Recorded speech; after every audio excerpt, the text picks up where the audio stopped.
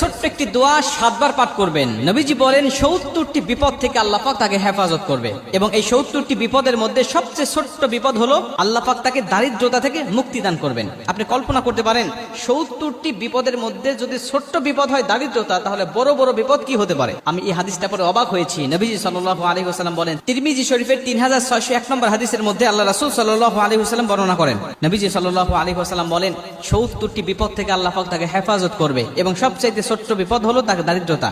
আমরা কিন্তু দারিদ্রতাকেই সবচেয়ে বড় বিপদ মনে করি, অথচ নবীজি বলতেন না, এই 70টি বিপদের মধ্যে যত বিপদ আছে সবচাইতে ছোট্ট বিপদ হলো দারিদ্রতা। বাদ বাকি 69টি বিপদ কত বড় বড় হতে পারে একটু কল্পনা করেন আপনি।